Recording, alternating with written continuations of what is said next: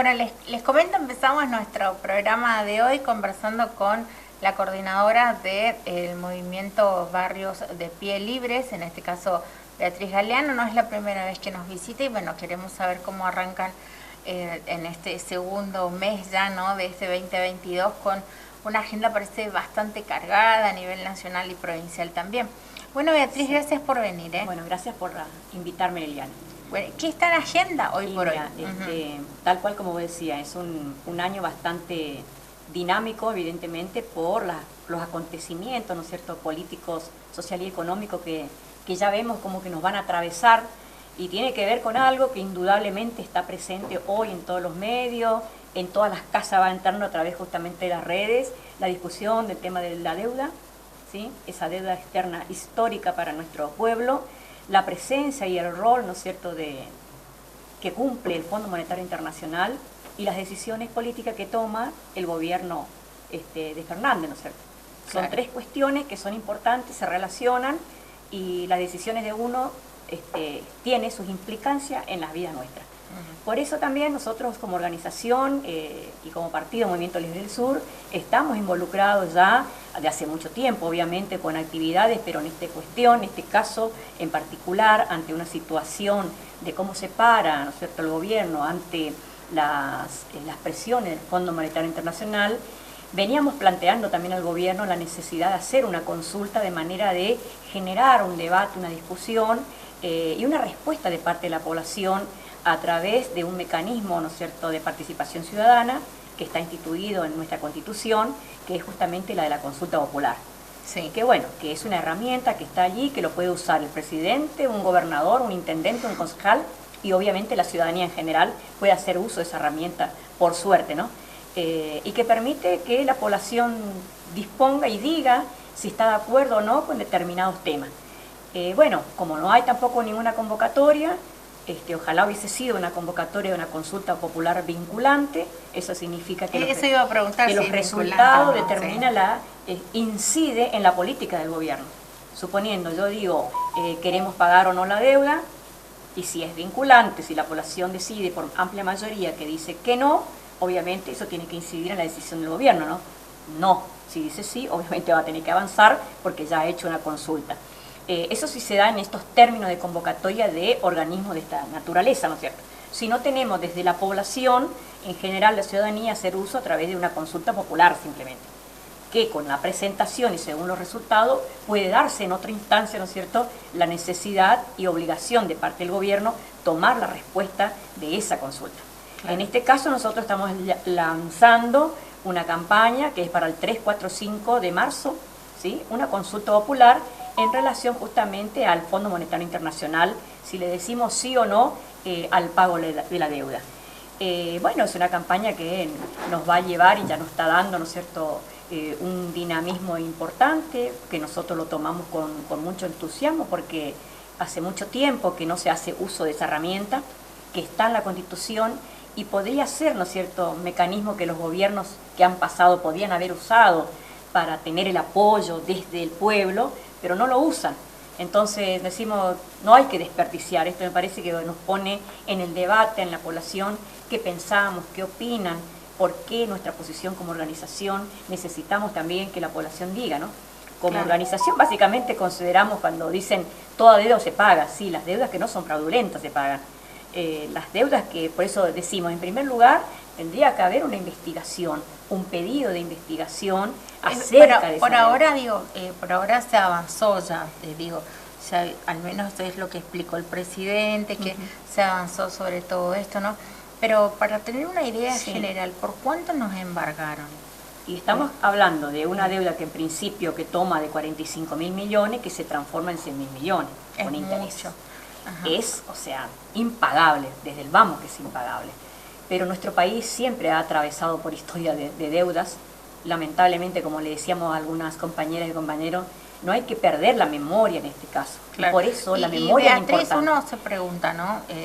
Bueno, ¿cómo nos afecta esto en nuestra vida cotidiana? Porque cuando uno escucha hablar de este tema parece como que es algo está muy lejano. de otros, ¿no? Es de otros, ¿no es cierto? O algunos dicen, no, pero si yo no la pago, le van a pagar ellos. ¿Quién le van a pagar? Nosotros. No es que hoy sacamos plata y decimos, acá esto estoy depositando para el fondo, para pagar una deuda. No se da en ese mecanismo, pero se da a través de otros mecanismos. ¿De qué manera? Para pagar esa deuda, o al menos los intereses, tiene que sacar dinero de algún lado el gobierno. ¿Y de dónde va a sacar? De los ingresos que puede tener o de los recursos que tiene del país. Las recetas tradicionales del fondo han sido siempre ajustar fiscal, ajuste fiscal. ¿Qué significa eso? Reducir el monto dirigido a los presupuestos de la vida de la acción social que puede desarrollar el gobierno. Se reduce entonces el gobierno o sea, invierte mucho en la cuestión social. No hay mucha inversión. O nunca siempre alcanza. Está faltando. Sí. Siempre está faltando porque debería invertir más. Lo que sí debería invertir más es en la generación de empleo genuino, de trabajo genuino, en producción, por ejemplo. Y ahí son las grandes falencias. Entonces, hoy, acorralado por una deuda, ¿no es cierto?, que no la usamos, que nadie usó, al menos el pueblo, ¿no es cierto?, y encima en el marco de una pandemia y con escaso nivel de producción, te imaginas lo que es un combo bastante dramático, ¿no es cierto?, para nuestro pueblo fundamentalmente. Y también le genera al gobierno una situación bastante delicada y compleja y difícil de sobrellevar. Por eso es que saltan posiciones de aquí para allá, ¿no es cierto? Saltan, todo es evidente a través de los medios, posicionamientos que van tomando los diferentes actores de la vida política. Porque evidentemente, si no hubiese sido importante, no estarían tan involucrados en esta cuestión. Máximo Kirchner explicó que, bueno, no estaba para nada de acuerdo con la manera en la que se avanzó, si bien no dejó el bloque, dejó de ser presidente, en este caso del bloque, ¿no? Ya ha asumido otra persona, mañana vamos a ver si compartimos el audio también, dice, no me voy del espacio, pero sí no estoy de acuerdo. Claro. Se habla, o sea, se toman muchas interpretaciones, digo, a la hora de analizar esto, ¿no? Es como una especie, algunos dicen de cogobierno paralelo, que no lo dejan gobernar el presidente. ¿Qué interpretación hacen ustedes? O, no sé si han tenido tiempo, si vale la pena para ustedes hablar yo te digo sobre mi percepción, en principio de la percepción, al hablar de cogobierno, nosotros sí, hay un cogobierno, sí, pero del Fondo Monetario Internacional. Ahí sí decimos no que hay una interna dentro del gobierno. Hay situaciones que se plantean posicionamiento a favor o en contra, ¿no es cierto? Lo que nosotros decimos es, lo que está faltando es cuáles son las alternativas que nos presentan.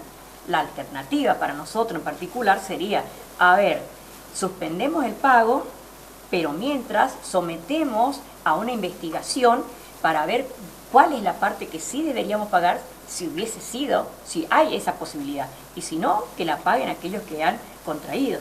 Y esta presentación, digamos, a organismos internacionales incluso, que intervengan en la investigación sobre el rol del fondo, no solamente lo decimos nosotros, lo dicen incluso gente del marco del ámbito kirchnerista, ¿no es cierto? Alicia Castro, por ejemplo, que forma parte también de ese frente, ha planteado también su posición y le ha planteado también la necesidad de una investigación y la presentación a niveles internacionales.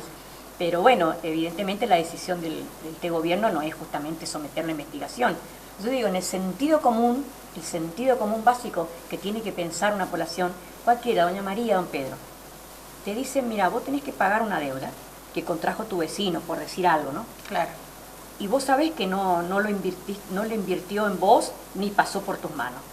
Yo no sé si ese doña María y don Juan diría, sí, voy a pagar y voy a hacer un acuerdo con la casa que prestó. En primer lugar, pienso que va a saltar y va a decir, bueno, primero, si ustedes me van a venir a apretar, investiguemos cómo fue ese préstamo, si realmente lo usé yo o no. Si realmente descubren que lo usé, pagaría esa parte, ¿se entiende? O sea, el sentido común indica eso, me parece a mí que hay que ver esas cuestiones, porque si no es como que nos embaucan una cosa que no se puede tocar, ¿no es cierto? Que una cosa que está ahí y que sobrevuela nuestras vidas, pero que la población en sí misma no puede decir qué es lo que hay que hacer. Claro. Como ciudadanía decimos, y hay que tener memoria, ¿por qué digo, Liliana?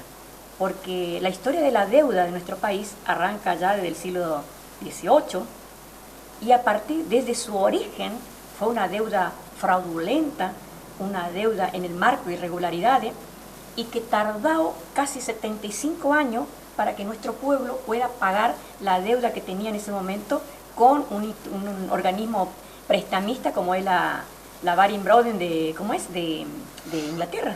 En 1823 se inaugura por primera vez el endeudamiento de nuestro país. Todavía no éramos ni país, ¿no es cierto? Porque todavía no estaba armado el Estado, pero ya había una provincia como Buenos Aires que determina, ¿no es cierto?, el endeudamiento. 75 años para devolver la plata cuyo objetivo enunciaban que se iba a aplicar, que no lo usaron, que también fue fraudulenta y que ni siquiera era por 1 millón de esterlinas, entró 50.000 y encima no lo usaron para el objetivo por el cual se endeudaron. Entonces digo nada más que esta cuestión de los préstamos, si empezamos a investigar, el 100% prácticamente han sido deudas constituidas de estafa, ¿no es cierto? Pero el que la paga siempre ha sido el pueblo, a costa de que justamente de la precarización de sus vidas. Las recetas históricamente han sido recetas antipopulares. Si no, miremos nomás, escuchemos, rebobinemos qué le pasó hace muy poco a Grecia. Le pedía el 30% de la reducción de los sueldos de los trabajadores formales, entre otras cosas, ¿no? Sí. Beatriz, uno, por ahí cuando empieza a hablar de estos temas que tienen que ver con lo económico, sería una picardía no preguntarte, porque sé que coordinan acciones también y que hacen mediciones, ¿no? Sí. Como movimiento social, no de ahora, de hace mucho tiempo, de algo que escapa a esta gestión nacional y provincial, sino también con las anteriores. ¿Cómo estamos con la canasta básica? ¿Cuánto tiene que ganar una persona para, bueno, no ser pobre en la Argentina, para poder cubrir los gastos mínimos? Nosotros hacemos a nivel nacional y por supuesto en la nivel provincial, que son muy próximos, a veces van fluctuando, pero son pesitos más o menos. En Formosa, por ejemplo, la canasta básica alimentaria es 36.000 y más, y monedas. La alimentaria, o sea, alimentos simplemente. Una persona tiene que adquirir 36.000 o más para garantizar esos alimentos básicos, ¿sí? Si no, ya entra en la línea de pobreza. Y 80.000 y monedas, ¿no es cierto?, para la canasta básica total. En mano tiene que tener eso. En mano. Una familia con 4 miembros, 2 adultos y 2 menores. Bueno, y ese tendría que ser el ingreso, ¿no es cierto? Entonces estamos en una situación bastante complicada, ¿no es cierto? El ingreso que tiene la amplia mayoría de la población está por debajo de esos niveles, ¿no es cierto?, que exigen a su realidad, tanto para la canasta básica alimentaria como para la canasta básica total. Y bueno, y esto tiene que ver porque los niveles de inflación no cesan. Estamos hablando, creo que mañana, creo que va a aumentar la nafta, ¿no es cierto? Sí, ya aumentó. Ya aumentó. Bueno, eso va a generar nuevamente una cadena, ¿no es cierto?, de aumento del resto de las mercaderías, por ejemplo.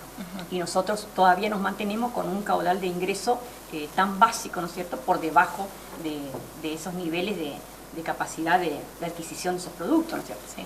Y eso genera la situación de zozobra. ¿Es lo mismo la situación del trabajador en capital que en el interior? Y en el interior están peor. Digamos, en el interior el ingreso es mucho menor todavía. En los municipios se siente más ese nivel, ¿no es cierto?, de percepción de capacidad. Y bueno, eso también tiene que ver con un marco de una lucha sindical. Para eso tiene el rol de los sindicatos empezar a representar, ¿no es cierto?, en la discusión de los salarios con el poder estatal para ver cómo generamos una mejora de esos salarios. Pero digo, Liliana, en el marco de esta cuestión, ¿no es cierto?, que se nos plantea de un Fondo Monetario Internacional que insiste que hay que pagar, a ver cómo vamos a pagar, que insiste en que cada 3 meses va a monitorear nuestra vida económica, evidentemente acá se nos da lisa y llanamente un cogobierno. O sea, hay un sistema aparte del Estado que va monitoreando y exigiendo a ver para dónde tiene que orientarse, dónde hay que invertir esta plata, hacia dónde va a ir o no. Amén que esto decíamos, que es una estafa, es un fraude. El sentido común nos indica que lo primero que tenés que hacer es investigar, no podés pagar algo que no ha ingresado nunca en tu, digamos, no se ha invertido en el país. En ese contexto de lo que me estás diciendo, ¿cuál es el rol de la oposición? ¿Qué rol está interpretando hoy por hoy el correcto, el adecuado? ¿Se esperaba más? Bueno, por supuesto que ya entendemos el de ustedes, ¿no? Sí, pero aparte digo la otra oposición. El resto de otras organizaciones, hay organizaciones que están más ligadas al kirchnerismo, no están diciendo nada, están silenciosos, ¿no es cierto? No así por el primero F, lo de la cuestión del reclamo de la democratización del Poder Judicial, que está bien, obviamente, consideramos que está bien, ¿no es cierto?, porque forma una de las herramientas o patas, ¿no es cierto?, del sistema que mantiene a una situación hacia ojo lerdo o no a las irregularidades. Sí. Pero también está lo otro. Ahí hay un silencio, lamentablemente, porque representan a un gran caudal de la población humilde, ¿no es cierto?, de nuestro país. Deberían estar ya planteándose algo serio y planteando su postura, ¿no? Claro. Y después tenemos otros sectores, que es el MST, ¿no es cierto?, el Polo Obrero, obviamente que también es coincidente con la nuestra, que están hablando de la suspensión del pago, de la investigación. Y después tenemos el resto de la oposición, que obviamente también hemos visto que han aplaudido este acuerdo, entendimiento, ¿no es cierto?, del gobierno con el Fondo Monetario Internacional. Han dicho muchas veces que es un hecho positivo, que está bueno, y bueno, es la mirada de ellos, ¿no es cierto?, y seguramente ya tienen hecho sus análisis, porque claro, está bien, porque es positivo. Lo que nosotros y sí acá, percibimos es que no está bien para nosotros. Claro, acá en Formosa la agenda por dónde pasa, porque se escuchan mucho quejas del tema de servicios públicos, digo. ¿Ustedes qué visión tienen sobre eso? Agua, luz, energía eléctrica. Y evidentemente hay un déficit total. En el marco, ¿no es cierto?, del déficit, ¿no es cierto?, que se va presentando en estos momentos de mucho calor, de intensidad de calor, ¿no es cierto?, se genera una situación bastante conflictiva.